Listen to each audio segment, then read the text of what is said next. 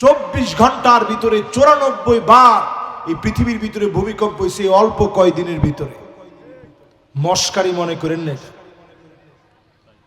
এই জায়গা যদি ফাট ধরে যায় আপনি ঘরের ভিতরে থাকবেন কেমনে? ঢাকা যদি বাংলাদেশ থেকে আলাদা হয়ে যায় 100 বছরের জন্য দেশটা পিছায়া যাবে, দুর্ভিক্ষ লেগে যাবে এই দেশের ভিতরে। আপনি আপনার ফসল বেচবেন কই? যেটা আপনার এই এলাকায় নাই ওটা কিনবেন কি দিয়া? টাকা, ব্যাংকিং ব্যবস্থা সব মুখ থুবড়ে পড়বে, কারেন্টগুলা সব আমাদেরকে সালাম দিয়ে বিদায় নিবে, কিচ্ছু থাকবে না। আপনার ওয়াইফাই, ইন্টারনেট সব মুখ থুবড়ে পড়বে। ঢাকা শহর যদি খালি আলাদা হয়ে যায়, তাহলে আপনি চিন্তা করেন। আল্লাহ একটা ওয়ার্ডিং দিছেন, সোজা হয়ে যা। আওয়ালা ইয়ারাউনা আন্নাহুম ইফতানুনা ফি কুল্লি আমিন মাররাতান আও মাররাতাইন। আল্লাহ বলেন প্রত্যেক বছরে আমি একবার অথবা দুইবার ওয়ার্নিং দিই। কয়বার? একবার অথবা দুইবার আমি আল্লাহ আযাব দিই। আযাব দেই তোদেরকে শেষ করে দেওয়ার জন্য না। সুম্মা লা ইয়াতুবুনা ওয়ালা হুম ইয়াযাক্কারুন। গোলাম আমার দিকে ফেরানোর জন্য তোরে একটু আযাব দেই, আমারে একটু স্মরণ করার জন্য আযাব দেই। যদি আল্লাহ আল্লাহ বলে বলে আল্লাহর দিকে ফিরে আসেন, আযাব গজব যিনি উঠায় নিবেন তিনি কে? এমন একটা সময় আসবে তোমরা দেখবা, নবীজি বলছেন হাত্তা ইয়াকতুলা আবাহু, বাপরে সন্তান মারবে, মায়েরে সন্তান মারবে। এমন সময় চলে আসে বাপেরে ধমক দিয়া কথা বলে। দুনিয়ার বুকে বাপ একমাত্র এমন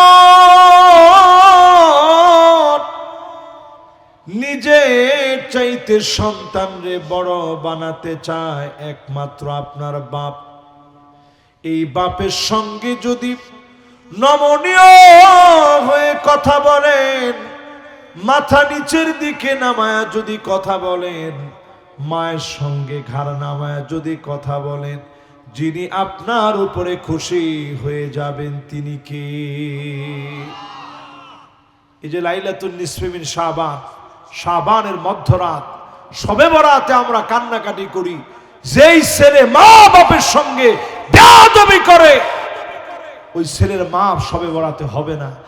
আকুম লিওয়ালিদাই, পিতা মাতার কাছে আগে হাত ধরে মাপ চান, পা ধরে মাপ চান, যে আব্বা মাফ করে দিয়ে, অনেক অন্যায় করছি, বেয়াদবি করছি, আপনার কষ্ট বুঝি নাই। কত ছেলে ধমক দিয়া কয় তোমার কাছ থেকে পাইলাম কি? এই যে কথাটা আপনি কইলেন, বাপ তখন বদদোয়া দেয় না, বাপ কখনোই বদদোয়া দেয় না। বাপ তখন সাধারণভাবে একটু মিলায় যে আল্লাহ কতদিন বাজার থেকে হেঁটে হেঁটে আসছি, পিঠটা ঘাইমা গেছে, কার জন্য হাঁটলাম? শুধু আমার ছেলেটার জন্য হাইটে আসছি, 2টা টাকা বাঁচাবো বলে। ঠিক নেই? কত বাপ নতুন একটা জামা কিনে না। আমি যখন মিশর পড়তে গেছি, আমার আব্বা একটা মাদ্রাসার মুহাদ্দিস, কামেল মাদ্রাসা, নয়াটোলা ইউএন কামেল মাদ্রাসা, ওই মাদ্রাসা আমার দাদা করছেন। অনেক প্রাচীন একটা মাদ্রাসা, কিন্তু সেইখানে শিক্ষক হওয়া সত্ত্বেও আব্বা আমারে বলছে, বাজান যা লাগে আমারে বলবা, যদি না পারি আমি জায়গা জমি বিক্রি করে হলেও তোমার যা লাগবে দিব। এরপরও ছেলে তুমি কষ্ট করো। এরকম অনেক রাত গেছে, কিছু না খায়া ঘুমাইছে। তখন মনে হয়েছে যে বাপনা কইছে কিছু যদি কষ্ট লাগে বাপেরে জানাইতে, কিন্তু লজ্জায় জানাই নেই। কিতাব কিনে ফেলছি, খাবারের জন্য কষ্ট করছি। আজকে আল্লাহ সে কষ্ট দূর করে দিচ্ছে। একটা কিতাব কেনার কারণে পুরা মাসের টাকা চলে গেছে। রাত্রে বেলায় কিছু পাই নাই, খাইতে পারি নাই, না খাইয়া ঘুমাইছিলাম। কিন্তু মনে হয়েছে আহারে আমার বাপ কইছে যে বাজান খবরদার কষ্ট হইলে আমি বাপের জানাইবা। সেই সময়ে বাপের কথাটা মনে পড়েছে, সেই বাপের যে কষ্ট দিবে, মায়ের সঙ্গে ঘাড় মোটা করে কথা বলবে। মনে রাখবেন, মা বাপ যদি বেনামাজি হয়, মা বাপ যদি খারাপ চরিত্রের হয়, মা বাপ যদি সুদখোর হয়, তারপরেও খারাপ ব্যবহার করা যাবে না। কোরআন স্পষ্ট করে দিয়েছে, ওয়াসাহিবুহুমা ফিদ দুনিয়া মা'রুফা। সুন্দর করে কথা বলা লাগবে, আচরণ এত সুন্দর হওয়া লাগবে মা বাপ যেন খুশি হয়ে যায়। জোরে করে আল্লাহু আকবার। প্রিয় ভাইরা আমার, এই পর্যায়ে যারা চলে আসছে, বাপ হয়েছি, তারা তো বাপ হয়ে সন্তানের সঙ্গে সুন্দর আচরণ করবই। এখনো যারা বাপ হই নাই, বিয়ে করার নিয়ত করেছি, নেককার দেখে বিবাহ করবেন। কোন কেমন বিবাহ? নেককার বিবাহ করবেন। 2 নাম্বার, ছেলের সুন্দর নাম রাখবেন, সেন্টু মিন্টু নাম না রাখা, পিন্টু নাম না রাখা সুন্দর নাম রাখবেন। 3 নাম্বার, সন্তানকে ছোটবেলা থেকেই আল্লাহকে চিনাবেন। জোরে কোন আল্লাহু আকবার। এইবার ক্ষতিকে চিনেন আমার ভাইরা। নবী আলাইহিস সালাতু ওয়াস সালাম 7 নম্বরে নবীজির হাদিস শুনেন, ক্ষতি কাকে বলে। নবীজি বলেন, এমন দৃশ্য দেখবা, হাত্তা ইয়াকসুরাজ জালাজিল, হাত্তা তাকসুরাজ জালাজিল, একটার পর একটা ভূমিকম্প হবে। আমার ভাই বলতেছিল 21শে নভেম্বর ঢাকার ভিতরে যে ধাক্কা লাগছে, 5.7 মাত্রার ধাক্কা লেগেছে। যদি এই ধাক্কা 5.7 না হয়ে 7.5 হতো, আমি হয়তো এতক্ষণে কবরে থাকতাম।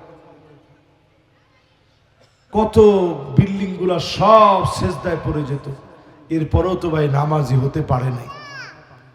আল্লাহ যে করোনা দিছে, উঠায় নিছে মানুষের পক্ষ থেকে। কেন উঠায় নিছে? কারণ আমরা অসংখ্য যুবক নামাজি হয়ে গেছিলাম, ঠিক কিনা বলে? আমার নিজের চোখে আমি দেখছি, জুমা পড়াইতে গেছি, সামনে মাত্র 10 জন। বাইরে যখন বের হইছি, সবাই আমার হাত ধরে বলতেছে যে হুজুর মনে হয় কিয়ামত এসে গেছে। অনেকে আসতেই পারতেছে না ডরে, হাত ধরলে যদি আবার করোনা এসে যায়। দূরে থেকে থেকে কাঁদতেছে আর বলতেছে হুজুর মনে হয় কিয়ামত চলে আসছে, হুজুর মনে হয় কিয়ামত চলে আসছে। কিন্তু সেই মানুষেরাই এখন আমরা আল্লাহকে ভুলে গেছি। এই দেশ থেকে আল্লাহ করোনা উঠায় নিছে। পার্শ্ববর্তী দেশ ভারতে মানুষকে, পূর্বে সে লাকড়ি শেষ হয়ে গেছে, পানির মধ্যে মানুষকে ফেলে দিছে। সারা দুনিয়ার বিশেষজ্ঞরা বলেছিল বাংলাদেশের জায়গায় জায়গায় লাশ পড়ে থাকবে, একটা জায়গায় লাশ পড়ে থাকে নাই। বাংলাদেশের দরদি ইমামরা, আলেমেরা মানুষকে দাফন করেছে, জানাজা পড়িয়ে, সন্তান না থাকলেও আলেমরা পাশে থেকে দাফন কাফন করেছে, ঠিক কিনা বলে? প্রিয় ভাইরা আমার, বন্ধুরা আমার, যারা আজকের মাহফিলে আসছেন, ক্ষতি থেকে বাঁচার জন্য সিদ্ধান্ত নেন, নামাজের দিকে আসেন, আল্লাহ আযাব উঠায় নিবে। 24 ঘন্টার ভিতরে 94 বার এই পৃথিবীর ভিতরে ভূমিকম্প হয়েছে অল্প কয়দিনের ভিতরে। মস্কারি মনে করেন না। এই জায়গা যদি ফাট ধরে যায়, আপনি ঘরের ভিতরে থাকবেন কেমনে? ঢাকা যদি বাংলাদেশ থেকে আলাদা হয়ে যায়, 100 বছরের জন্য দেশটা পিছায় যাবে, দুর্ভিক্ষ লেগে যাবে এই দেশের ভিতরে। আপনি আপনার ফসল বেচবেন কই? যেটা আপনার এই এলাকায় নাই ওটা কিনবেন কি দিয়া? টাকা, ব্যাংকিং ব্যবস্থা সব মুখ থুবড়ে পড়বে, কারেন্ট গুলা সব আমাদেরকে সালাম দিয়ে বিদায় নিবে, কিচ্ছু থাকবে না। আপনার ওয়াইফাই, ইন্টারনেট সব মুখ থুবড়ে পড়বে। ঢাকা শহর যদি খালি আলাদা হয়ে যায়, তাহলে আপনি চিন্তা করেন, আল্লাহ একটা ওয়ার্নিং দিছেন, সোজা হয়ে যা। আওয়ালা ইয়ারাউনা আন্নাহুম ইফতানুনা ফি কুল্লি আমিন মাররাতান আও মাররাতাইন। আল্লাহ বলেন প্রত্যেক বছরে আমি একবার অথবা দুইবার ওয়ার্নিং দিই। কয়বার? একবার অথবা দুইবার আমি আল্লাহ আযাব দিই। আযাব দেই তোদেরকে শেষ করে দেওয়ার জন্য না। সুম্মা লা ইয়াতুবুনা ওয়ালা হুম ইয়াযাক্কারুন। গোলাম আমার দিকে ফেরানোর জন্য তোরে একটু আযাব দেই, আমারে একটু স্মরণ করার জন্য আযাব দেই। যদি আল্লাহ আল্লাহ বলে বলে আল্লাহর দিকে ফিরে আসেন, আযাব গজব যিনি উঠায় নিবেন তিনি কে? এবার পরের অংশে যাই। ৮ নম্বর ক্ষতি নবীজি সাল্লাল্লাহু আলাইহি সাল্লাম জানিয়েছেন। ৮ নম্বর ক্ষতি হচ্ছে আমার আপনার জীবনে পরম ক্ষতি। নবীজি স্মরণ করিয়ে দিয়েছেন, শুনে রাখো উম্মতেরা, সময় আসবে এমন তোমার জুতার ফিতা পর্যন্ত কথা বলবে। এখনই আপনি হাতের ঘড়িটার দিকে তাকায় দেখেন, স্মার্ট ওয়াচ। যুবক কার কার আছে একটু হাত তুলে তো দেখি। এই যে মাশাআল্লাহ, পড়াশোনা তুমি একটু দেখাও, সবাই একটু দেখো। দেখছেন? This is call smart watch. মাশাআল্লাহ। আর কার কার আছে দেখি? আরে আমার নিজেরও আছে। এই তো মাশাআল্লাহ, তোমারও আছে। তুমি একটু দাঁড়াও তো বাজান। মাশাআল্লাহ, তোমার বয়স 11 বছর হবে না? বসে। তুমিও? এটার মধ্যে মোবাইল দিয়ে কথা বলা যায় না? আরে যায়। ওর মাথা নাড়াইছে, জি হুজুর যায়। একটু কানেক্ট করে নেওয়া লাগে। রাসূল আজ থেকে ১৫০০ বছর আগে বলছেন, জুতার ফিতা কথা বলবে। গড়ির ফিতা যদি এখন কথা বলতে পারে, জুতার ফিতা কথা বলা কি বাকি আছে? অলরেডি অ্যাডিডাস এখন হাতে নিয়েছে প্রকল্প। সামনে তারা এমন জুতা বানাবে, এটা ডিটেক্টর হিসেবে কাজ করবে, এটা ফোর্সের কাজ করবে, এটা যারা মানুষকে গার্ড দিবে ওরা এটা ডিটেক্টর হিসেবে ব্যবহার করবে। সামনে কোনো বিপদ থাকলে সিগন্যাল দিবে যে এই জায়গায় গ্যাদারিং আছে, বোমা আছে, এই জায়গায় যায়ও না। এরকম ডিটেক্টর সরাসরি জুতার ভিতরে থাকবে। জুতা সিগন্যাল দিবে প্রত্যেকের কানের ভিতরে, হাতের ভিতরে। আপনি চিন্তা করেন, রাসূলুল্লাহ সাল্লাল্লাহু আলাইহি সাল্লাম 1500 বছর আগে বলে গেছেন, এই প্রযুক্তিগুলা চলে আসা মানে আপনি প্রযুক্তির ভিতরে যেন একেবারে ঢুইকা আখিরাত ভুলে না যান। যারা ভুলে যাবেন মহা ক্ষতির ভিতরে আপনি পড়ে গেছেন। ঠিক কিনা বলেন? নবীজি এর পরে বলেন 10 নম্বর ক্ষতি শুনেন। নবী আলাইহিস সালাতু ওয়াস সালাম বলেন এমন ক্ষতি আসবে। সবাই বসেন, ওযু করার সময় আমরা দিব ইনশাআল্লাহ। কেউ মনে করেন না যে ওযু ছাড়াই এখানে ইনশাআল্লাহ আমরা নামাজ পড়ে ফেলবো, না, হারাম, ঈমান নষ্ট হয়ে যাবে। আমরা ইনশাআল্লাহ ওযুর সময় দিব একেবারে ফ্রেন্ডলি। আপনারা ইনশাআল্লাহ ওযু করে এসে নামাজ পড়বেন, পারবেন না ইনশাআল্লাহ? আমরা কয় নাম্বার ক্ষতি বলতেছিলাম? 10 নম্বর ক্ষতি। আহা, একটু মিলে দেখেন সব কেমনে নবীজি বললেন আর সব মিলে যাচ্ছে। নবীজি বললেন এমন সময় তোমরা দেখবা যেই সময়ে ইয়াতাসাফাদু ফিত তরিক তাসাফুদাল হামির। নবীজি বললেন মানুষ নির্লজ্জ হয়ে যাবে, বেহা হয়ে যাবে, পশুর মতো চলবে। এমন নির্লজ্জ বেহা মানুষ এখন আছে না? না, কোন আছে? হয় নাই, আছে। কি পরিমাণ নির্লজ্জ আমরা হইছি একটু নিজেরা চিন্তা করেন। রাস্তায় রাস্তায় এখন বেহায়াপনা। টিকটক এখন রাস্তা রাস্তায় চলে। নাচ গানরে আমরা কিছু মনে করি না। প্রত্যেকের ঘরে ঘরে এখন মিউজিক ঢুকে গেছে। যাদের হাতে হাতে এখন স্মার্টফোন আছে, নবীজি বলছেন একটা ফিতনা আসবে, নাম হবে দোহায় মা। এই ফিতনার পরের দিনই দাজ্জাল আসবে। এখন পরের দিনটা কত লম্বা হবে? মুহাদ্দিসিনে কেরাম বলতেছেন 1000 বছরও হইতে পারে, কা আলফি সানাতিন মিম্মা তাউদ্দুন, আরো বেশিও হইতে পারে, এটা আল্লাহ তাআলা জানেন। তবে একটু হিসাব করে দেখেন, এই যে মোবাইলটা আসছে, এই মোবাইলের ভিতরে কি পরিমাণ মিউজিক।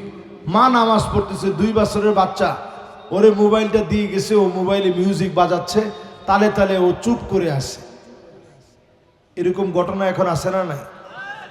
রসুল এই ফিতনার নাম দিচ্ছেন দোহায় মা। কোন কি নাম?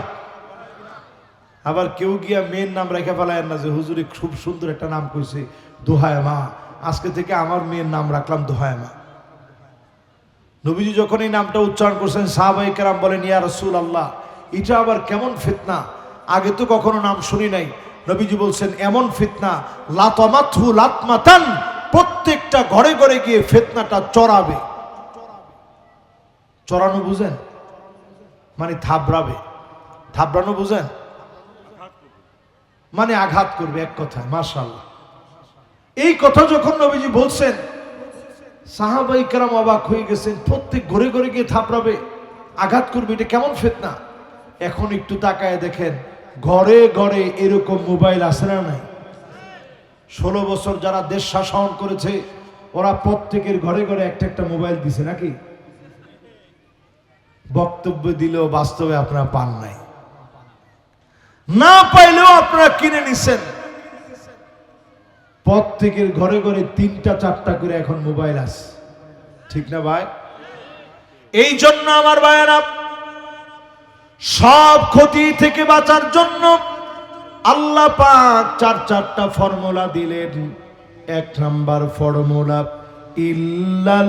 ইল্লাল্লাযীনা আমানু, নিশ্চয়ই যারা ক্ষতি থেকে বাঁচতে যাবে, হরফ ইস্তিসনা দিলেন, ক্ষতি থেকে বাঁচবে তারা, ঈমান আনবে যারা, ক্ষতি থেকে যিনি বাঁচায় দিবেন তিনি কি? আপনারা ঈমানের পথে আছেন? হুজুর বুঝবো কেমনে? ঈমানের পথে আছেন, বুঝতে বেশি দূরে যাওয়া লাগবে না, এইখানে বসে বুঝবেন। ঈমানের পথে যারা থাকবেন, বাধা আসবে, বিপত্তি আসবে, কষ্ট আসবে, যন্ত্রণা আসবে, ঈমানের পথ থেকে এক চুল দূরে সরে যাওয়া যাবে না,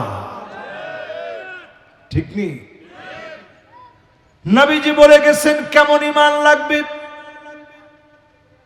নবীজি বলেন, মান ক্বালা লা ইলাহা ইল্লাল্লাহ খালিসান মিন কলবিহি আও নাফসিহি, মন থেকে যারা কালেমা পড়বে, ওদের ঈমানটা তো মজবুত হবে।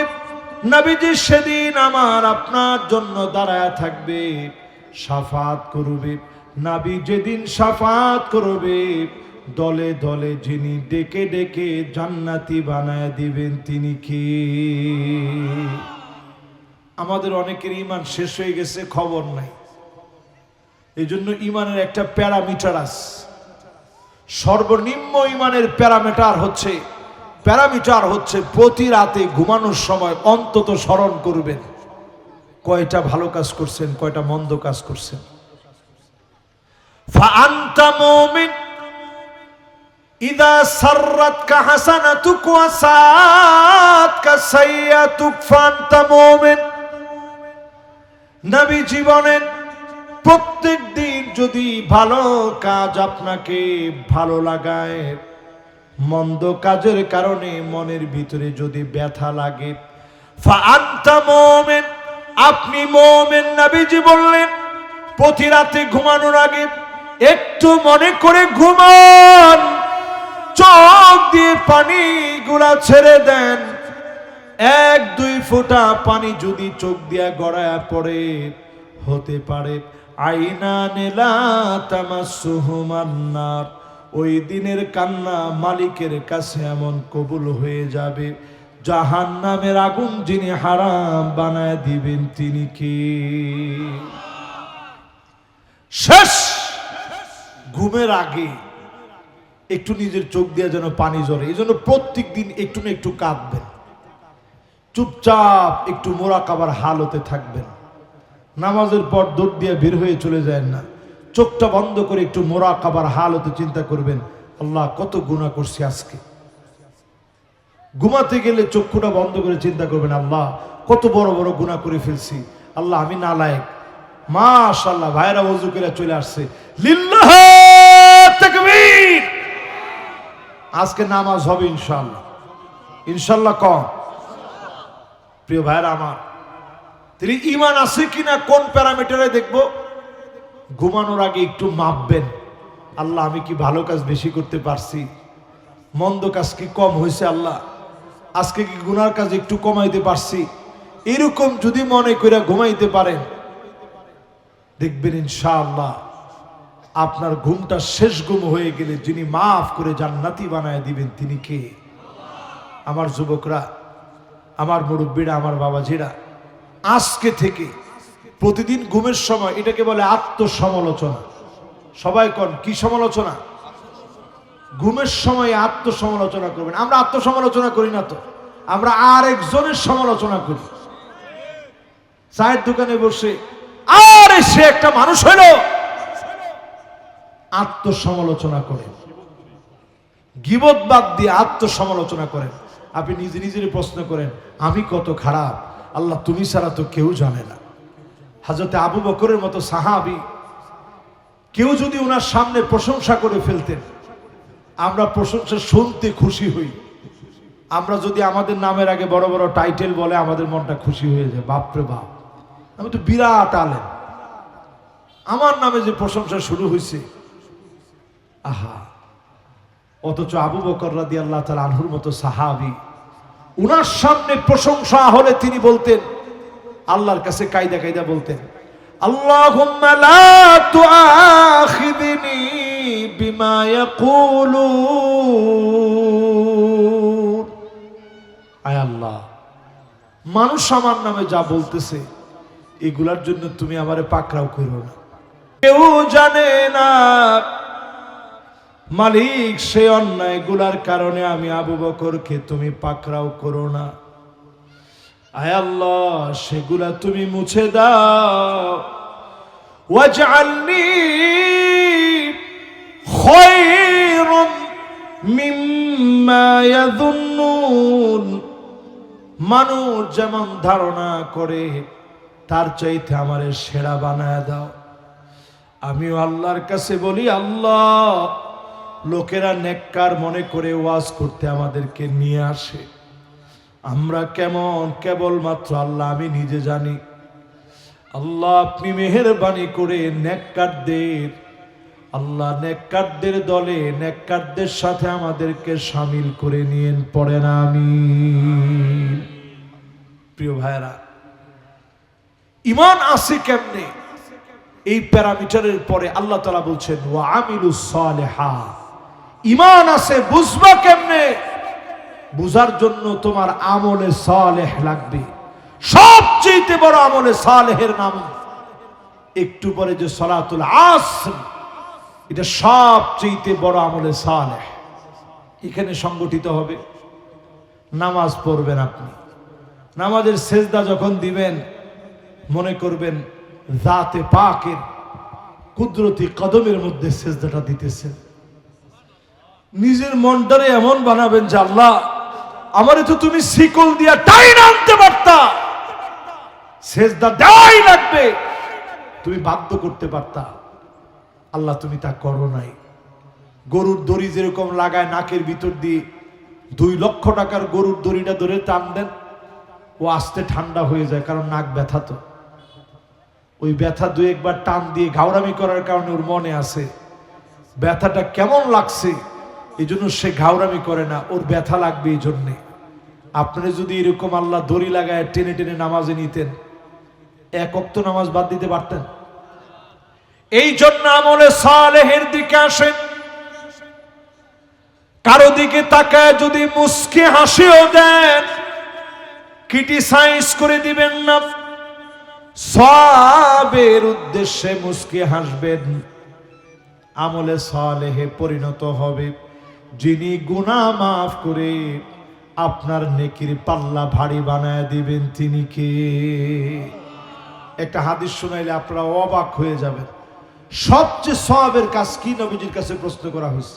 নবীজি অনেকগুলো উত্তর দিচ্ছেন। কোথাও বলছেন বিররুল ওয়ালিদাইন, পিতা মাতার সাথে সুন্দর আচরণ করা। কোথাও বলছেন জিহাদ ফি সাবিলিল্লাহ। কোথাও বলছেন জিলহজের প্রথম 10 দিনের আমল।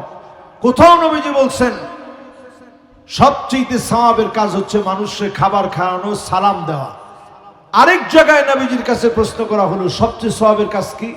নবীজি বললেন ইন্না মিন আবাররিল বির আইয়ুদখিলা সুরুর ফি কলবি আহাদিকুম, তোমাদের কারো হৃদয়ের ভিতরে একটু আনন্দ প্রবেশ করায় দেওয়া, একজন মানুষকে একটু খুশি প্রবেশ করায় দেওয়া। 10টা টাকা খরচ করে হলেও একজন রিকশাওয়ালা আপনার নিয়ে আসছে, 10টা টাকা বাড়ায় দিয়া বললেন ভাই নামাজটা কায়েম করেন, জমিনে নামাজ পড়বেন। নেন ভাই 10টা টাকা নেন, নামাজ মনে পড়তে পারেন নাই, আজকে থেকে ভাই নামাজটা শুরু করেন, পড়বেন না ভাই? এতটুকু কথা যদি আপনি হাসি দিয়ে বলেন, লোকটা যাওয়ার সময় চিন্তা করবে সে তো আমার কাছে ভোট চায় নাই, সে চাইছে কি? নামাজ চাইছে। চাইয়ে আবার 10টা টাকাও দিছে যে ভাই নামাজটা পড়েন। আল্লাহ এত ভালো মানুষ এখনো আছে, এই যে আপনার জন্য একটু দোয়া করে দিছে। ওই দিনের সবচেয়ে সওয়াবের কাজ হিসেবে এই 10 টাকা দানের কাজটা সবচেয়ে সওয়াবের কাজ হিসেবে আল্লাহর আদালতে গণ্য হয়ে যাবে। জোরে কোন আল্লাহু আকবার। আল্লাহ পাক শুধু মায়া করতে চান, আল্লাহ শুধু দয়া করতে চান। এই মাহফিলে যারা বসেন হতে পারে সবাই আল্লাহ আজকে মাফ করে দিবেন। আল্লাহ পাকের মহাব্বতে যারা বসেন নিয়ত করে ফেলছেন আমলে সালেহ করবেন। রমজান আমাদের অত্যাসন্ন, এই যে আমরা শাবানে প্রবেশ করে ফেলছি, রমজানের আর বাকি নাই, অল্প গেলেই রমজান পেয়ে যাব। জানি না কে কে হায়াত পাবো, কে কে পাবো না।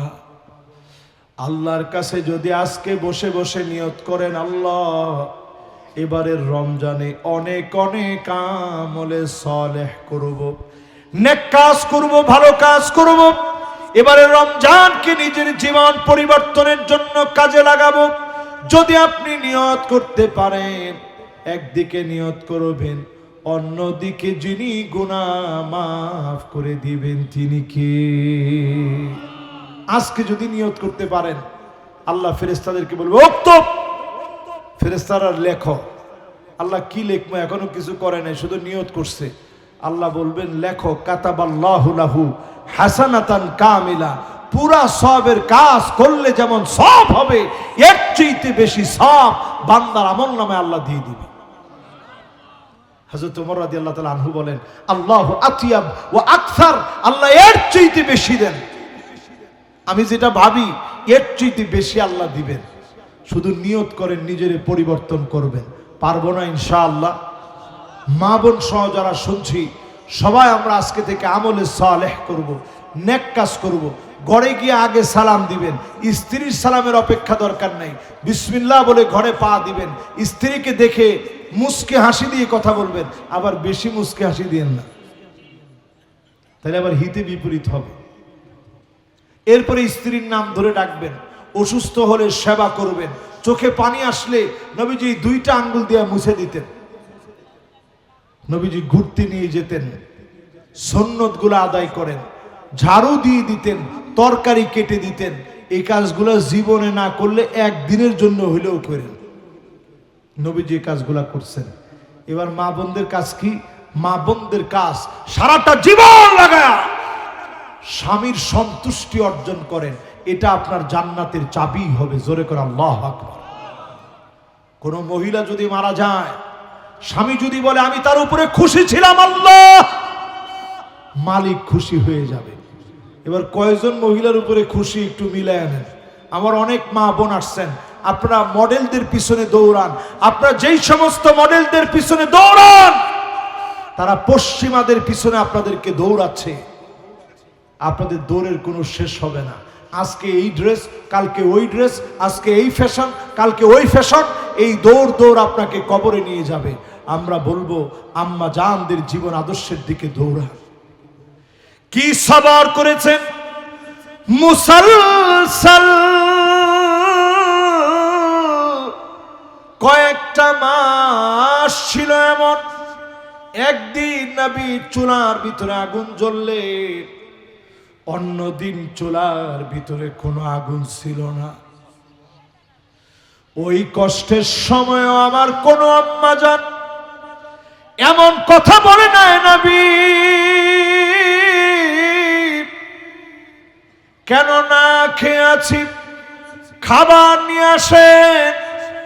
নবীজির কষ্টের সঙ্গী হয়েছেন, নবীজির কষ্টের সাক্ষী হয়েছে আম্মা জান আয়েশার কাছে সাহাবায়ে কেরাম নবীজির পোশাক দেখতে চেয়েছেন। ইন্তেকালের আগে কোন পোশাক পরা ছিলেন, পোশাক এনেছে, ওই পোশাকের ভিতরেও সেলাই করা ছিল।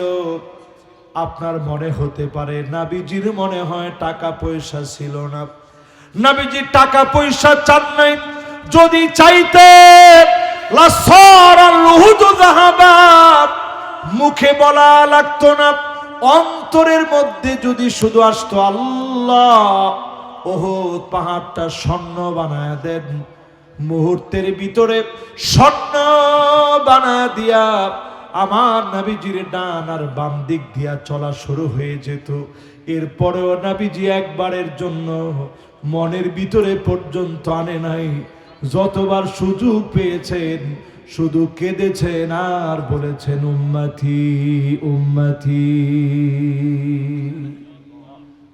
পুলসিরাতে নবীজি সেদিন কাঁদবে। কি বলে কাঁদবে একটু চিন্তা করেন।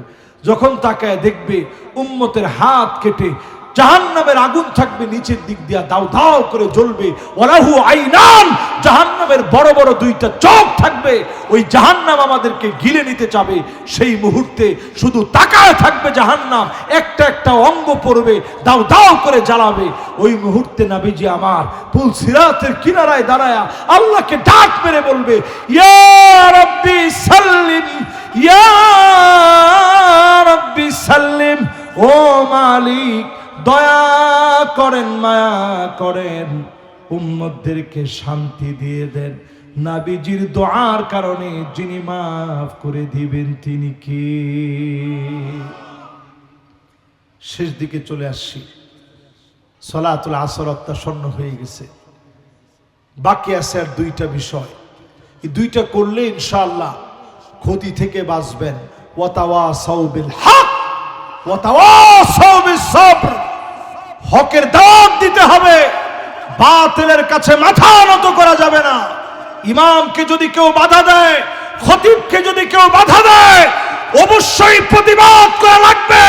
বাতিলের কাছে মাথা নত করে হকের দাওয়াত থেকে দূরে থাকা যাবে না, যাবে না, যাবে না। ঠিক নেই নাকি ভয় পেয়ে যাবেন? হক কথা বলতে গিয়ে জীবন চলে যাবে, মাথা নত করা যাবে না। হক হক হক, যত কথা আসবে হকের দাওয়াত দেওয়া লাগবে, হকের পক্ষে বলা লাগবে, হক কথায় এক হওয়া লাগবে, ন্যাক হওয়া লাগবে। ঠিক কিনা বলেন? এরপর আল্লাহ রাব্বুল আলামিন বলছেন ওয়াতাওয়াসাউ বিস সবর, পরস্পর পরস্পরকে সহযোগিতা করবে সবরের কাজে। যখনই আপনি হকের ব্যাপারে পরস্পর সহযোগী হলেন, দ্বীনের দাওয়াত দিলেন, বাধা বিপত্তি আসলো, জুলুম নির্যাতন আসলো, সবর আপনারে করা লাগবে। এই সবর যদি আপনি করেন, ইন্নামা ইউওয়াফাস সাবিরুনা আজরাহুম বিগাইরি হিসাব, হিসাব ছাড়া আল্লাহ তাআলা প্রতিদান দিবেন। সবর যারা করবেন আল্লাহ হিসাব করবে না, হিসাব ছাড়া সবরকারীদেরকে আল্লাহ প্রতিদান দিবেন। জোরে করে আল্লাহু আকবার। আমি তো মনে করি এই দেশে 16টা বছর সবর করেছে বিএনপির ভাইয়েরা, জামাত ইসলামের ভাইয়েরা, এমনকি হেফাজতে ইসলামের ভাইয়েরা সবর করেছেন। শাপলা চত্বরে রক্ত দেওয়ার পর কি সবর করছে আমাদের মনে আছে না? কত আলেম জেলখানায় গেছে, সবর করছেন। মাথার নিচে বালিশ দিয়ে ঘুমাইতে পারে নাই, বোতল দিয়ে ঘুমাইছে। অনেক সবর করছে। জুলুম কাকে বলে? আল্লামা দেলোয়ার হোসেন সাইদি রহমতুল্লাহ আলাই এই মাটি এবং মানুষের জন্য তাফসীর অঙ্গনের রূপকার হিসেবে যে পুরস্কার, যে উপহার তিনি দিয়ে গেছেন, শেষে তিনি একটা হাসি দিছেন। আপনারা দেখছেন ওই দিনের হাসি আমার কাছে মনে হয়েছে এই লোকটা মনে হয় আর দুনিয়ার জীবনে আর মনে হয় থাকবে না, জালেমরা মনে হয় বাঁচতে দিবে না। ওই দিনে হাসি দিছেন দুইজনের কাঁধে ভর দিয়ে। এরপরে মাগরিবের পরপরই একটা ভূমিকম্পের হয়েছে, একটা নড়ে চড়ে উঠছে। বিশ্বাস করেন আমার বুক ব্যথা শুরু হয়েছিল তখন। ওই হাসিটা দেখার পর থেকে নিজেরে ঠিক রাখতে পারতেছিলাম না। বিছানার মধ্যে শুয়ে আছি, আমি লাফায়া উঠছি যে হারে ভূমিকম্প হয়ে গেছে, মনে হয় আর উনি নাই। ফেসবুকটা খুললাম, দেখি একের পর এক পোস্ট যে আল্লামা হুজুর আর নাই, উনি চলে গেছেন। কিন্তু আজকের এই সবরের ফল আমরা দেখতে পাচ্ছি। যারা এত জুলুম করেছে, হাত্তা ইয়ারফাআহা আল্লাহ, আল্লাহ ওদেরকে টেনে হিঁচড়ে উঠা নিয়েছে। গরম ভাত ছিল, জালেমেরা খেয়ে যেতে পারে না। ঠিক নেই? খেয়ে যেতে পারে না।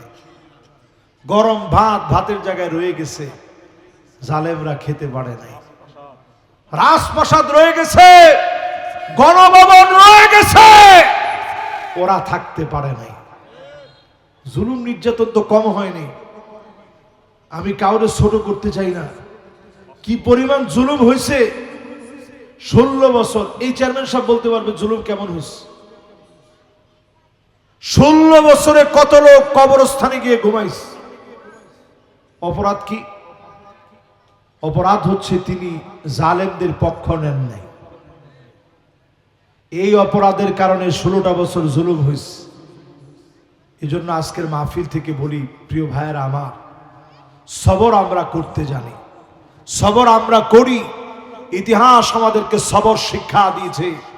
আমরা সবরের পথ ধরে হেঁটেছি বিদায় আল্লাহ একটা সুন্দর সময় দিয়েছে।